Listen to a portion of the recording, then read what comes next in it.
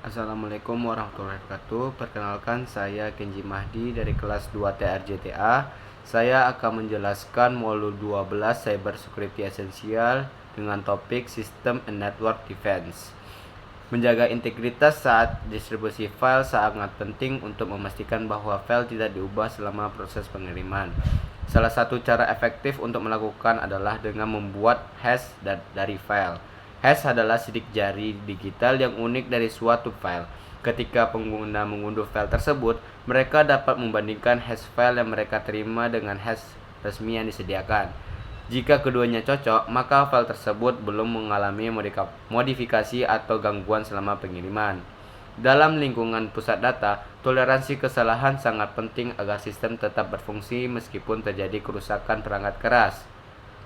Solusi seperti RAID (Redundant Array of Independent Disks) memungkinkan sistem untuk melanjutkan operasi bahkan jika salah satu hard drive gagal. RAID mendistribusikan dan mereplikasi data ke beberapa disk, sehingga kehilangan satu disk tidak menyebabkan hilangnya data atau gangguan layanan secara langsung. Redundansi pada jaringan juga penting untuk menjamin ketersediaan layanan. Salah satu protokol yang digunakan untuk mencegah terjadinya looping pada layar 2 adalah Spanning Tree Protocol atau STP. STP merupakan jaringan yang memiliki banyak jalur cadangan tetap stabil dan bebas dari loop dengan cara menaktifkan jalur yang tidak diperlukan namun tetap tersedia bila jalur utama gagal.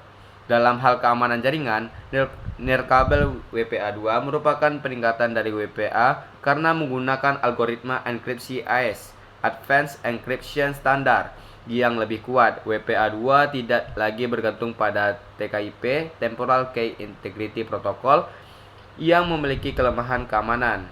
AES memberikan tingkat perlindungan yang lebih tinggi terhadap serangan seperti sniffing atau cracking. Untuk mengakses server secara remote dengan aman, protokol Secure Shell atau SSH adalah pilihan yang sangat disarankan dibandingkan dengan Telnet.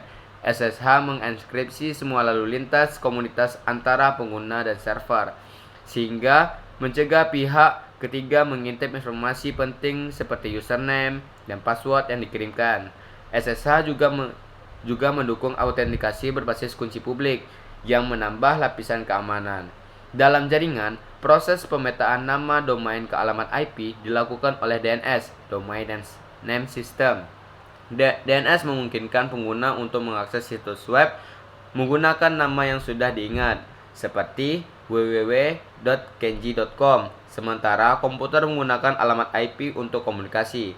Tanpa DNS, penggunaan harus mengingat alamat IP setiap situs web yang ingin mereka akses. Saat menggunakan sistem biometrik untuk autentikasi, penting untuk memahami jenis kesalahan yang dapat terjadi. False acceptance atau tipe 2 error adalah kondisi ketika sistem secara keliru menerima pengguna yang tidak sah sebagai pengguna yang sah. Ini adalah masalah serius dalam keamanan karena dapat menyebabkan akses tidak sah ke data atau sistem yang dilindungi. Untuk melindungi komunikasi dari serangan man in the middle, sistem dapat menggunakan mutual authentication. Dalam metode ini, kedua pihak dalam komunikasi saling memverifikasi identitas masing-masing. Ini mencegah penyerang berpura-pura menjadi pihak yang sah karena proses verifikasi tidak akan berhasil jika salah satu identitas tidak dapat dipastikan. Protokol ICMP (Internet Control Message Protocol) digunakan untuk berbagai utilitas jaringan seperti ping. Ping membantu administrator jaringan untuk menguji konektivitas antara dua perangkat dan mengukur waktu respon. Alat ini berguna dalam diagnosis awal jaringan karena dapat menunjukkan apakah perangkat aktif dan seberapa cepat koneksinya. Dalam komunikasi VoIP, penting untuk melindungi isi percakapan dari penyadapan. Salah satu cara yang digunakan adalah dengan menerapkan enskripsi pada pesan suara. Dengan enskripsi, data suara yang dikirimkan tidak dapat dipahami oleh pihak ketiga yang tidak memiliki kunci deskripsi sehingga kerahasiaan komunikasi tetap terjaga. Selanjutnya, DMS (Demilitarized Zone) adalah bagian dari jaringan yang dirancang untuk mengizinkan akses publik ke sumber daya tertentu seperti server web tanpa memberikan akses langsung ke jaringan internal. Dengan menggunakan DMS, Organisasi dapat memberikan layanan pengguna eksternal sampai menjadi keamanan sistem ini.